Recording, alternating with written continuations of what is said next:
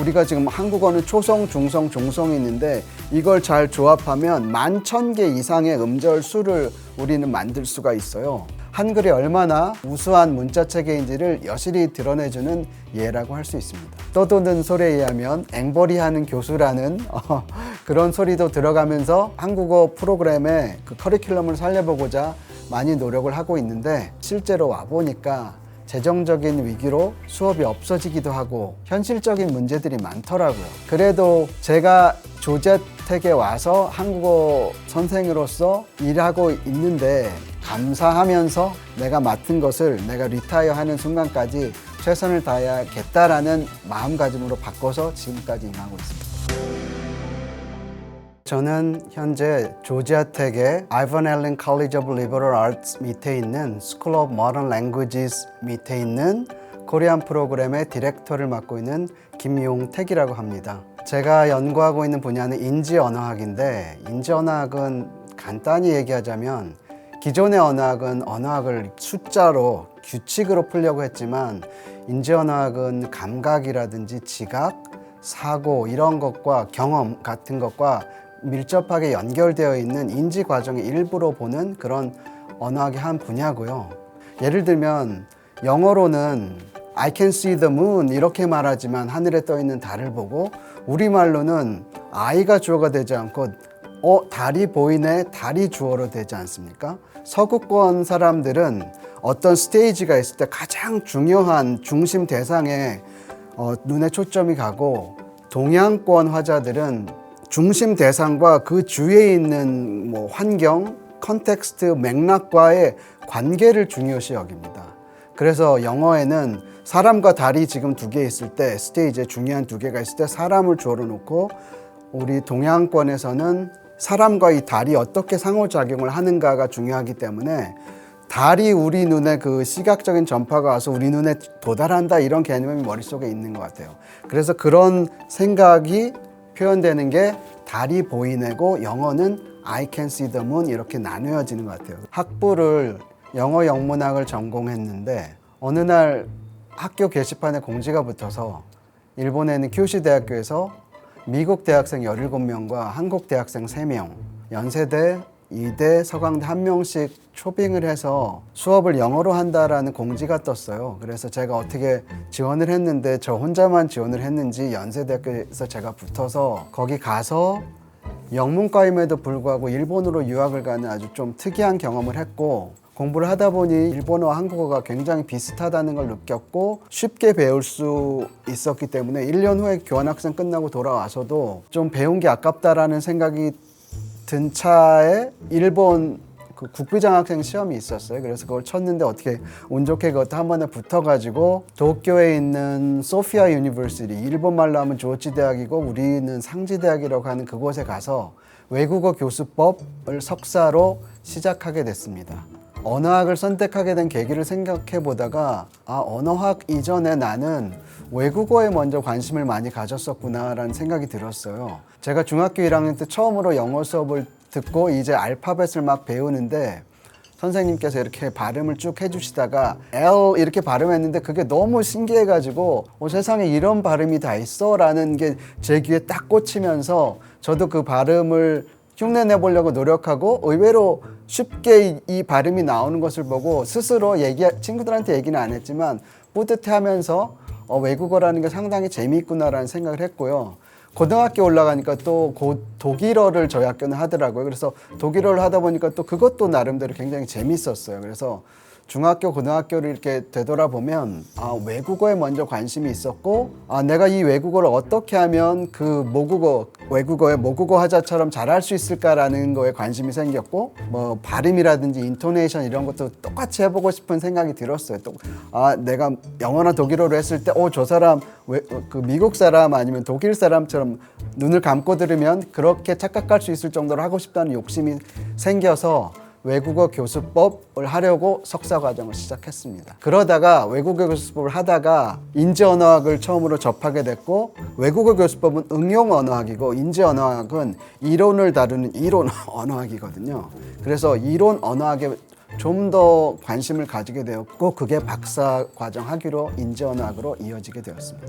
한국어의 문자 체계인 한글에 굉장히 큰 자부심이 있는데 세종대왕이 한글을 만들려고 할 때 그 당시에는 한자밖에 없었고 한자를 배우려면 보통 사람들이 20년 정도 걸리는데 그렇게 할 수가 없지 않습니까? 일을 해야 되니까. 그래서 세종대왕은 누구나 쉽게 반나절이면 습득할 수 있는 한글을 만들어보자라고 3년 동안 열심히 아드님, 따님과 논의를 하면서 만들었는데 만들면서 이 세상에 있는 모든 소리를 담아내는 그런 문자체계를 만들고 싶다라는 생각이 있으셨어요. 그래서 우리가 지금 한국어는 초성, 중성, 종성이 있는데 이걸 잘 조합하면 11,000개 이상의 음절 수를 우리는 만들 수가 있어요.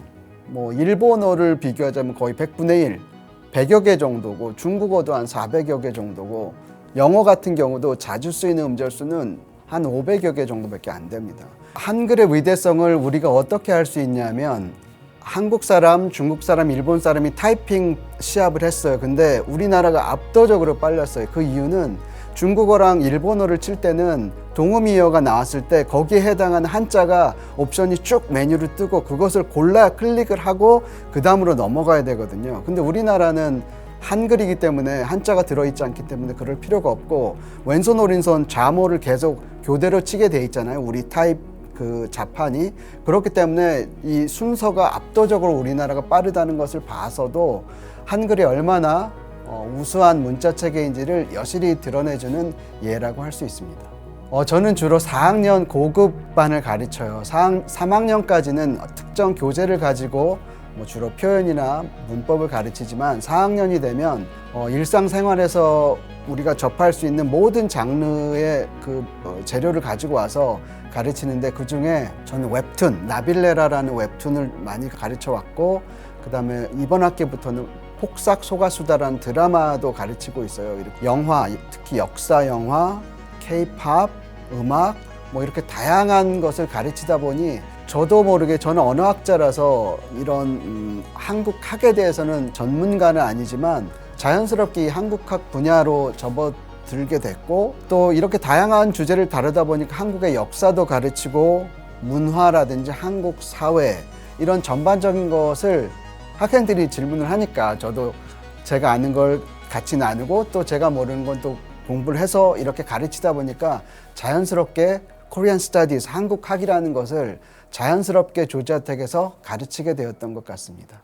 제가 조지아텍에 2017년도에 왔을 때는 저를 포함해서 선생님이 딱 다 합해서 3분이었어요. 근데 2012년, 14년부터 한류가 점점 커지면서 제가 온 이후로 매년 한국어를 듣는 학생들의 숫자가 늘었어요.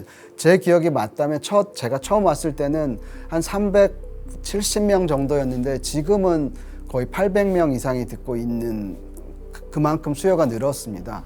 그래서 매년 이렇게 한국어를 듣는 학생들의 숫자가 늘어나면서 이미 전공이 있는 중국어라든지 일본어처럼 한국어도 전공이 있었으면 좋겠다. 제가 왔을 때는 부전공까지는 있었어요. 그래서 한국어 전공을 시작했으면 좋겠다라는 학생들의 요구도 있었고 우리도 이제는 한국어 전공을 할 만큼 충분히 이 인프라가 구축이 됐구나, 충분히 사람이 모였구나라는 생각이 들어서 저희도 자연스럽게 한국어 전공을 추진했고 저희 학과장의 동의를 얻어서 시작했는데 오히려 한국어 전공을 만들고 나니까 한국어 수업을 듣는 학생들이 더 늘어서 저희한테는 아주 좋은 결단이었다고 생각합니다. 제가 한국어 전공을 이렇게 시작하고 2018년도에 동남부 한국어 말하기 대회도 시작해보고 지금 현재는 Service Learning Korean in the Korean Community라는 그런 수업으로 한국어 전공을 하고 있는 학생들이 교실에서만 한국어를 배울 것이 아니라 애틀란타에 있는 많은 한인 커뮤니티가 있지 않습니까? 그래서 그곳에 있는 언론사라든지 뭐 K-팝 스토어라든지 아니면 다양한 한국 기업 그리고 듀얼 랭귀지 이머전을 가르치는 Parsons Elementary School이라든지 이황 아카데미 같은 교육기관에 저희 학생들이 인턴으로 가서 그곳에서의 한국 문화를 배우는 그런 것이 가장 바람직한 교육의 최종 목표라고 생각해서 저는 늘 처음 조지아텍에 왔을 때부터 애틀랜타 커뮤니티와의 어떤 연계 같은 교류, 같이 할 수 있는 교류를 염두에 두고 시작을 했습니다. 그게 저희 학생들이 도달해야 할 가장 중요한 목표라고 생각했거든요. 쭉 저희들이 계속 성장을 하다가 한번 탁 덜컥하고 막힌 적이 있었는데 그게 바로 코비드 때였습니다. 코비드가 2020년 봄에 갑자기 오면서 봄학기 수업 중간에 모든 수업, 대면 수업이 온라인으로 바뀌게 되었고, 온라인으로 바뀌게 되면서 학생들의 그 학습 동기라든지 그런 욕구가 대면 수업에 비해서 현저히 줄어들더라고요. 그래서 이거를 저희 선생님들은 끌어올리기 위해서 많은 노력을 했지만 그럼에도 불구하고 학생들의 그 성취도 수업이 끝난 다음에 어느 정도 한국어가 늘었는지를 보는 것을 비교해 봤을 때 대면에 비교해서는 굉장히 많이 떨어진다는 것을 느꼈습니다. 2017년 가을 조지아텍에 오기 전에는 펜실베니아에 있는 인디애나 유니버시티 오브 펜실베니아라는 곳에서 일본어를 가르쳤는데 그곳에서 제가 인근의 4개의 대학교를 모아가지고 일본어 말하기 대회를 처음으로 한번 시작했어요. 근데 학생들에게는 학습 동기가 고취되고 또 각각 다른 지역에 떨어져서 사는 일본어 선생님들에게는 이 행사를 통해서 같이 만나서 다양한 얘기도 나누고 서로 좋은 교재를 추천한다든지 그런 아주 유익한 교류의 장이 되어서 정말로 잘 만들었다라는 생각을 했는데 우연히 어떤 학회에 갔을 때 애틀랜타 지역의 일본어 말하기 대회는 일본 총영사관에서 대상 상품으로 도쿄 왕복 항공권을 준다라는 얘기를 듣고 귀가 번쩍해서 와, 저거 정말 좋겠다. 저런 상품이 있으면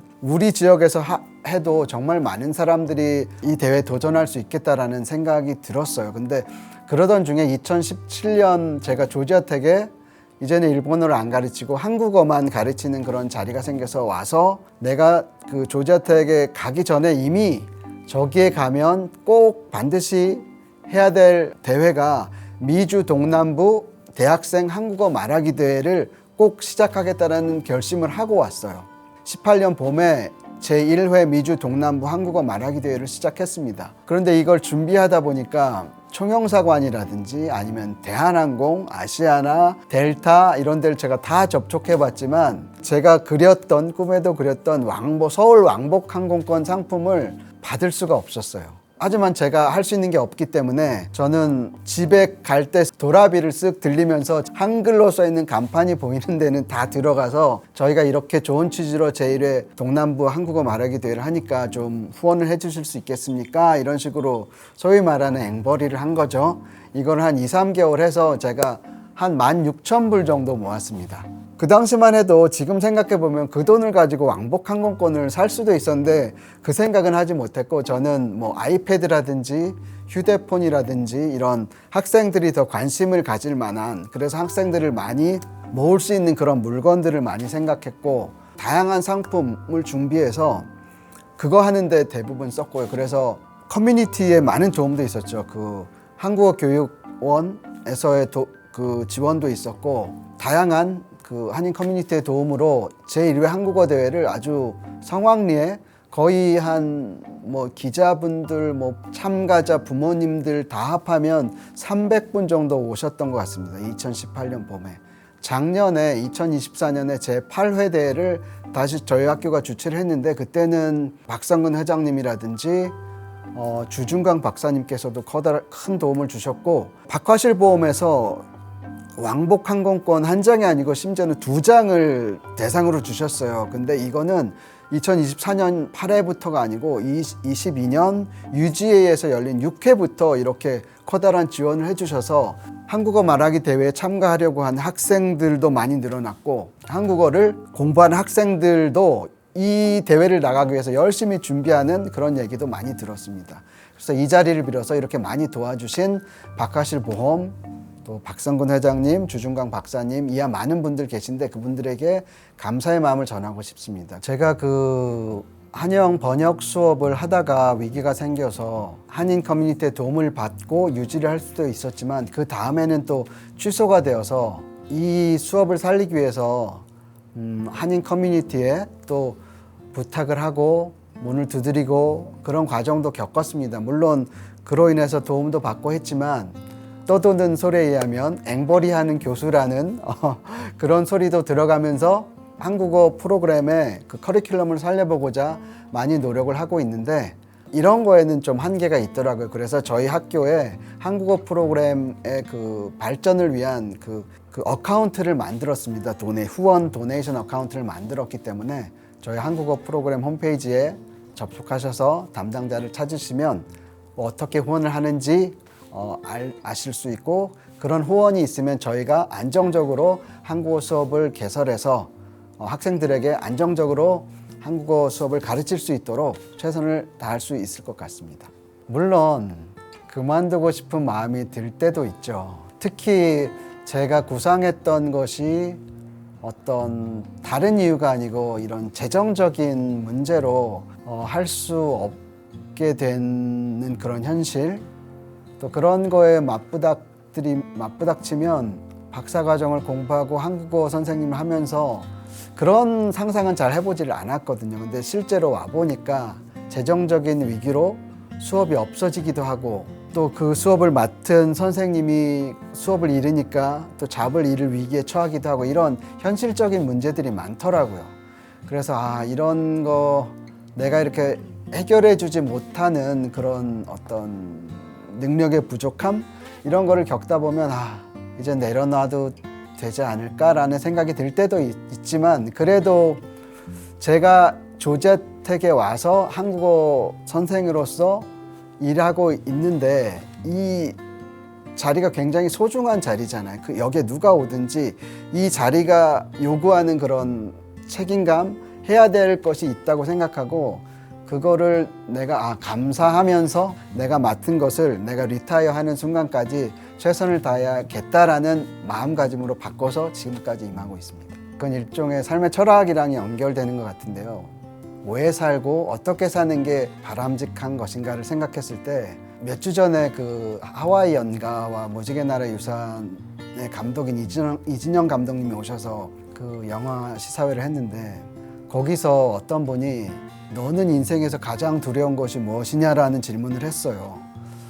재밌는 질문이다라고 생각을 하고 있는데 그 답변이 저에게는 좀 충격이었습니다. 그 사람은 내가 살면서 나만을 위한 삶이 아니고 다른 누군가를 위한 삶을 살고 있지 않는 것이 가장 슬픈 일이라고 대답을 했는데 저도 그거랑 비슷하게 생각했습니다. 제가 뭐 돈을 많이 벌어서 뭐 나 혼자 아니면 내 가족이 잘 먹고 잘 사는 그런 거 충분히 할 수 있죠.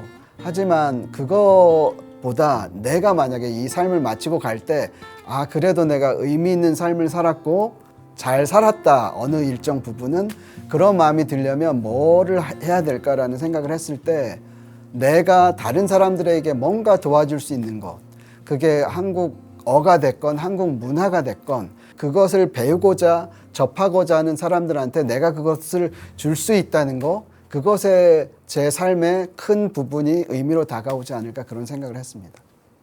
지금 제가 쭉 해오던 게 한국어 및 한국학의 보급 이런 거지 않습니까? 특히 미국의 남부 지역은 동부 서부와 달리 코리안 스터디스 센터라는 것도 단 하나도 없는 아주 열악한 환경에 있는데 가능하면 작게라도 저희 학교에 코리안 스터디스 센터라는 간판도 좋고 작은 공간에서부터 시작해도 좋으니까 그런 공간이 하나 생겨서 저희가 2주에 한 번 정도 자유롭게 그런 연주도 하고 이 동남부 지역에 한국학을 공부하는 그런 한국학자들과 모여서 워크숍이라든지 세미나도 할 수 있는 그런 공간이 생겼으면 좋겠다는 생각을 늘 하고 있었고요. 근데 이런 거는 물어봤더니 외부 펀딩이 역시 필요하다고 합니다. 그래서 이런 것도 우리 한인 커뮤니티의 도움과 다른 어떤 그 외부 펀딩을 줄 수 있는 한국국제교류재단, 코리아 파운데이션